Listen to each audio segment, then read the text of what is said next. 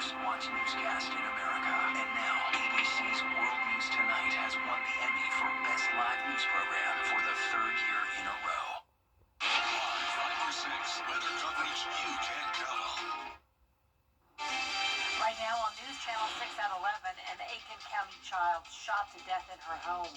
What we know about the suspects and what officers now believe about the motive. Also ahead, Viegos has held a town hall meeting about the financial cuts to veteran health care. We'll take you there. And the Hands-Free Act has been passed in the Palmetto State. We'll take you to the ceremonial bill signing as your news at 11 starts right now. Live from Television Park, this is WJBF News Channel 6 at 11.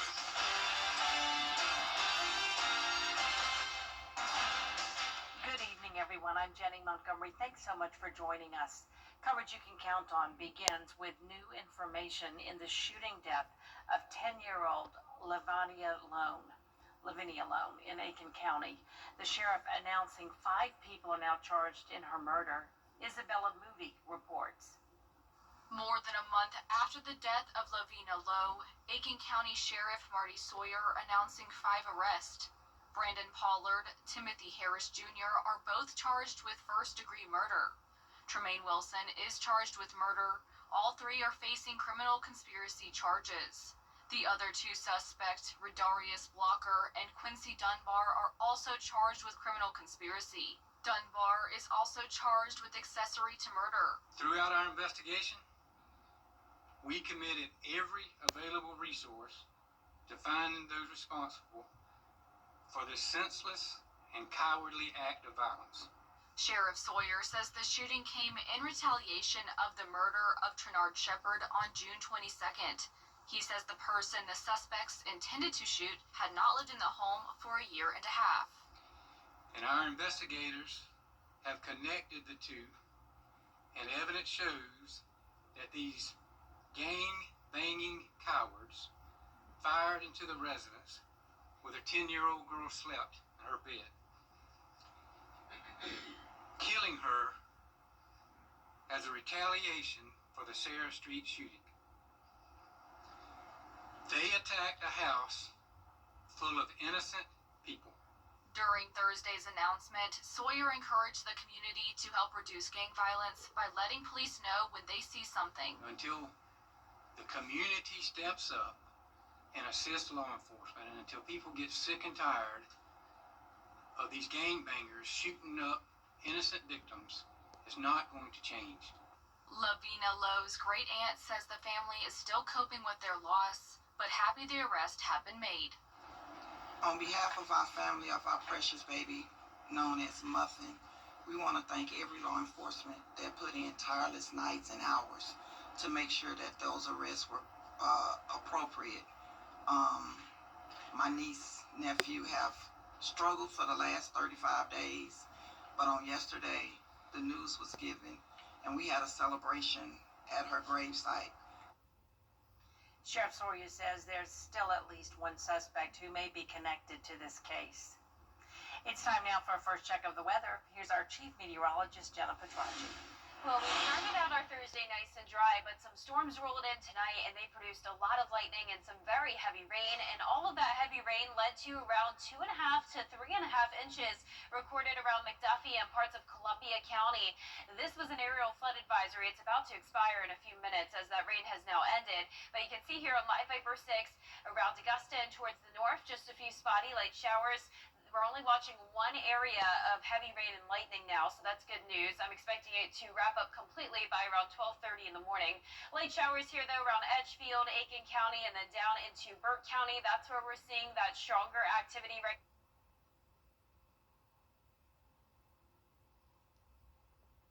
heavy rain there.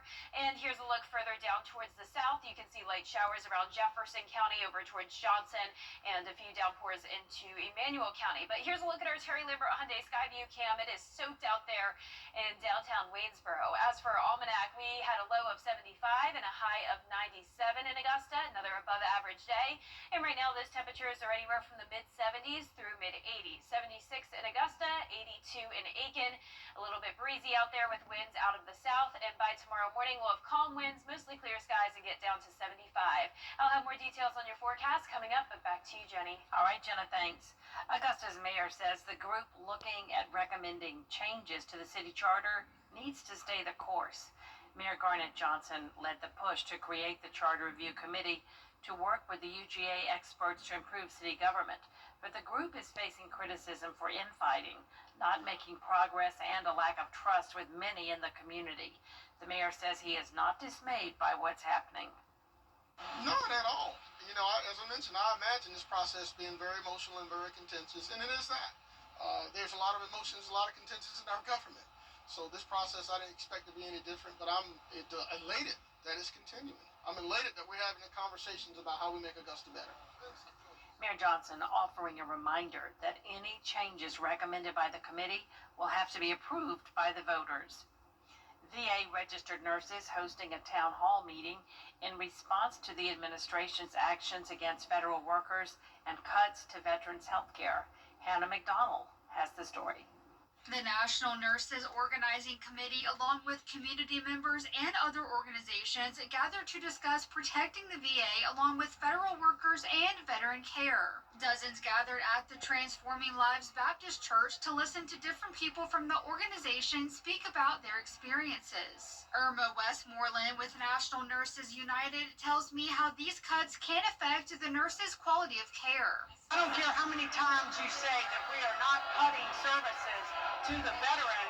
If you don't bring on staff, you're cutting services to the veteran. What we need is for the VA to be fully funded. What's happening is we're starving the VA of resources money-wise, and we're starving the VA of resources people-wise. Westmoreland explains how the community can help. To come together and demand from our Congress, from our senators, from our congresspeople to step up and do the right thing and fully fund the VA so that every veteran can get their care at the VA like they should. Z. Cook is a local veteran who served 10 years in the Navy and now works with local and national organizations on these issues. She says it's important for veterans to attend these events so they know what is going on. Gets them a little bit more involved with trying to make a difference and trying to stop these cuts. It also lets veterans know that, like, obviously this is not something that people are just not working or not putting in the same effort they were before. These workers that support our veterans at the VAs, they care so much about the quality of care that they give to the veterans. To learn more about National Nurses United, you can find the link on our website at WJBF.com. In Augusta, Hannah McDonald, WJBF News Channel 6. Governor McMaster held a ceremonial bill signing for the Hands-Free Act today. The bill prohibits use of a cell phone behind the wheel in South Carolina. For the first 180 days, law enforcement will give out warnings. Starting February 28th, you'll receive fines and possibly points off your license. State leaders say this bill will lead to safety on the roads in South Carolina. You unnecessarily hurt, damaged, to see families suffering from just acts of inattention is something that's just a crying shame. The Department of Public Safety says their plan is to educate the public first with road signs and messages that will be sent out from state agencies. Uncertified teachers may be leading your child's classroom in South Carolina this school year. Lawmakers introduced a 5-year plan earlier this year to address the educator shortage by hiring uncertified teachers. Candidates must have a bachelor's or graduate degree and at least 5 years of work experience in the subject they'll be teaching. Uncertified teachers could fill 10% of the positions. Kids in Richmond County will be going back to school in just a few days, and when they do, every student will be able to enjoy free Right. Coming up, patients at the Children's Hospital of Georgia got a surprise that was out of the park. We'll have a look after Jenna's forecast. And we're mostly done with those storms for tonight, but we will have another round of storms tomorrow, and then again on Saturday, and then again next week. We have those daily chances of rain and storms, but we also have a cool down to look forward to. I'll have all those details when we return. Goodbye, everybody. I'm out. Your most watched local news is getting a big plus. WJBF 6 Plus. The CSRA's trusted news source, now on demand. WJBF 6 Plus is ready when you are. Download it free today on your favorite streaming device. Bojangles just launched the new breakfast Burrito. WJBF News Channel 6 is proud to salute those who have achieved excellence in 2025.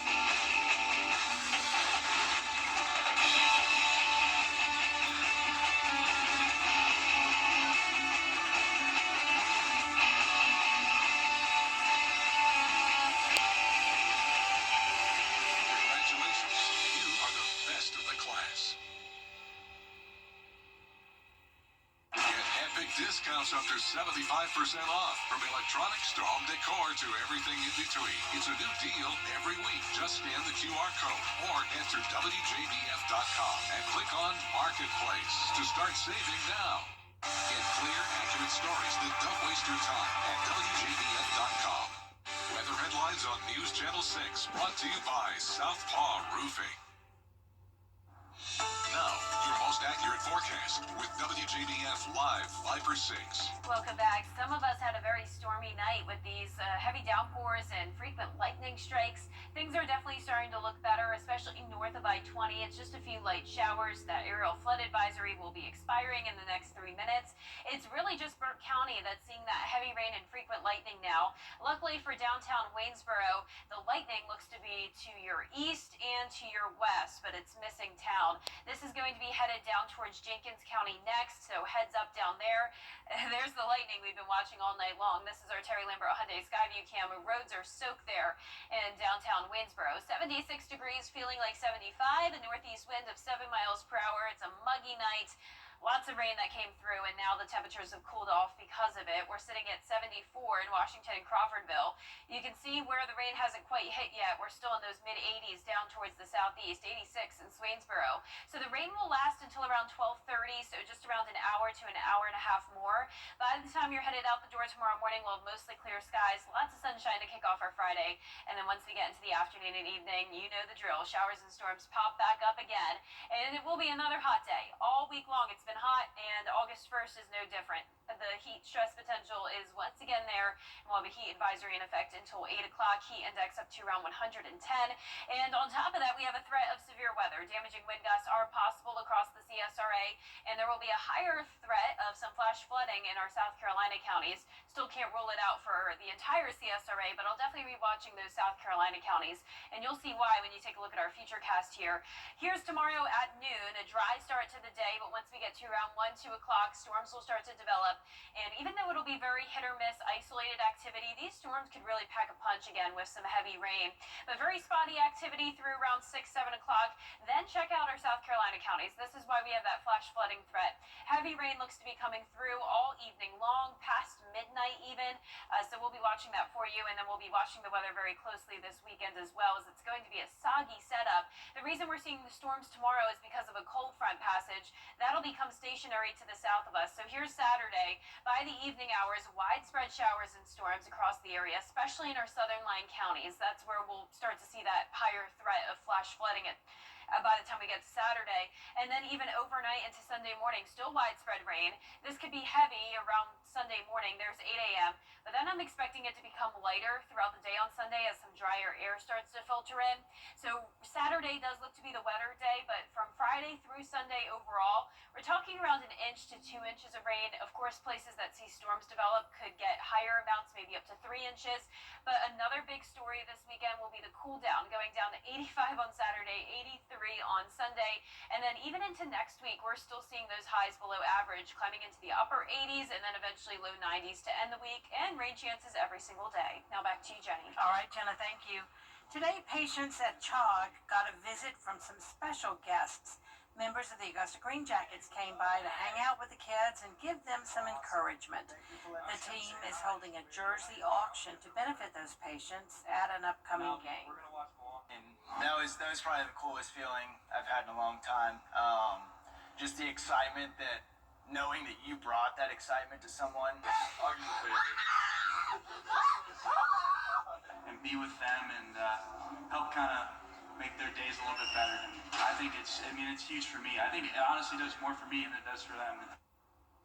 The jersey auction will be at the game against the Carolina Mudcats on August 2nd. All proceeds will benefit the Children's Hospital of Georgia. Still ahead tomorrow is the deadline for countries to strike a tariff deal with the United States. Details after the break. First, though, the winning numbers in tonight's South Carolina Lottery. Pick 3, 913. Pick 4, 8987. Fireball 0. We'll be right back. Popeyes is getting so... To get the weather, you need to see the whole picture. That's why Live Fiber 6 gives you the Skyview network. Get a live view of traffic and weather from all over the CSRA. Available online 24 hours a day at WJBF.com and the free Live Fiber 6 mobile app. The WJBF Live Fiber 6 Skyview network. Powered by Terry Lambert Hyundai. Low prices, big selection, and committed to quality customer service. You can't always choose the weather, but you can choose your weather app. Go with the most accurate and most trusted, the Live Fiber 6 mobile app. Download it today. Now, WJBF sports coverage you can count on. And Friday is the first day of August, which is the first month of football season, and the action getting started early here in the CSRA. The season doesn't officially start for 2 more weeks, but the GHSA allows teams to get in as many as 2 preseason football scrimmages before things kick off for real on Friday, August 15th. Thompson, one of those teams getting in on the scrimmage action Friday. Coach Michael Youngblood's team will face Warren County at the Brickyard in Thompson tomorrow at 7:30 p.m. Now, the Bulldogs are coming into the season highly touted, but Youngblood says there's still plenty left to discover about his team. Well, if there's any questions that you have with guys performing under the lights, you'll get a chance to evaluate it in 2 games. You do it in practice, but it's a little different when you put those jerseys on and those lights come out. You got people in the stands that are cheering and sometimes booing, depending on what's going on. Now again, Thompson and Warren County kicking off 7:30 p.m. tomorrow night. Next Friday, Thompson welcomes Hepzibah for another scrimmage before Evans comes to town to open the regular season Friday, August 15th. Well, some other GHSA teams from the CSRA involved in scrimmages this Friday, including Laney traveling to Lakeside, Richmond Academy at Evans, Westside at Greenbrier, Harlem going on the bus to go play at Statesboro. All kickoff times at 7:30 p.m. Well, the Augusta Jaguars golf teams are going west permanently starting in the 2025-26 academic year. Now, both the Jaguars men's and women's golf teams are set to join the West Coast Conference this upcoming year. The announcement made by the league Thursday and makes the Jaguars the conference's 7th golf playing member school, joining teams like Pepperdine, Pacific, and Gonzaga, among others. Now, AU men's golf coach Stephen Payne says the shift is something both he and his golfers are excited about. Recruiting, it's going to be big. Playing in a conference with a lot of brand recognition, so it's going to help us on the road because that's something we've kind of come up against in the past a little bit. And then just going into the postseason, your conference tournament is your first, tournament in postseason. Our national championship is also currently played on the West Coast. So going out there, a couple weeks before nationals and playing our conference championship out west is going to be good. And playing against some of the best teams in the country is going to be huge. Now over to college football. The season just about a month away, which means training camps are here. Now the Georgia Bulldogs, the reigning SEC champions, but the team will look a lot different this year, most notably a different starting quarterback in Gunnar Stockton due to Carson Beck transferring to Miami. Now it's Kirby Smart's 10th season coaching the Dogs, and while the message is the same each year, he's optimistic about the players' willingness to compete. Got 40 or 50 guys around maybe just completely new, first or second year. So I don't think you have to worry about your message staying fresh when you have the turnover you have, but you have to keep your message fresh based on what's changing in college football and offensively and defensively, schemes, things people are doing outside of it, and just the demands you have. Their season kicks off August 30th against Marshall, 3:30 p.m. on ESPN. That's it for sports. We'll be right back.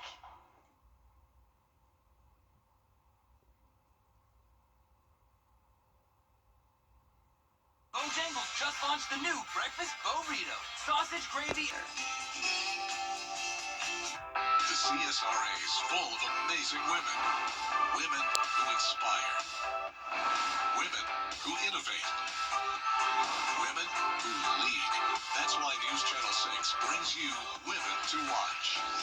On the last Wednesday of each month, News Channel 6 recognizes local businesswomen who are making a positive impact in our community. Nominate someone today at WJBF.com. Sponsored by Goodwill.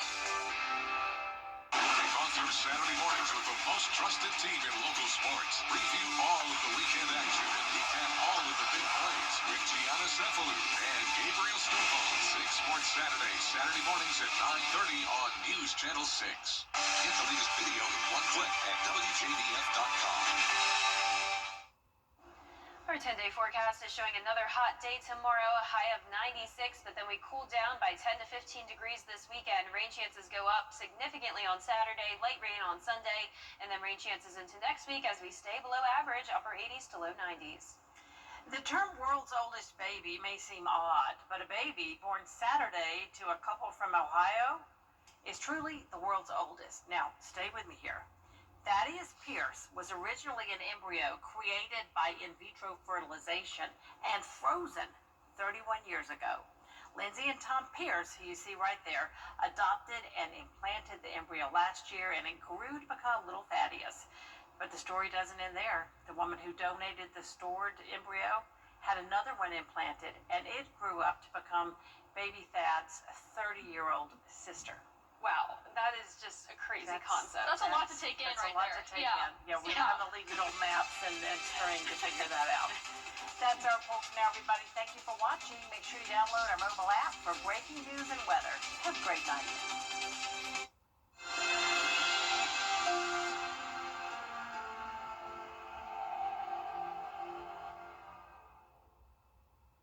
Are you ready for a great offer on an amazing mattress?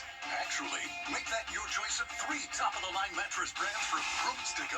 Now easy to buy thanks to 72-month interest-free financing. Choose from the latest Beauty Rest Black, Stearns & Foster, or Tempur-Pedic mattresses. Premium choices, the ultimate in comfort and support. Yours with special interest-free financing for 6 years. That will put your mind at rest only at Rooms to Go. People often ask me, Want to get up close and personal with the weather? Request a school visit from the Live 5 or 6 weather team today. It's a cool and exciting way to bring the fun and fascination of weather to students of all ages. Or take a field trip to our state-of-the-art studios at Television Park in Augusta. It's an interactive experience your class won't forget. Request a Live 5 or 6 school visit or studio tour by signing up today at WJBF.com/school visit.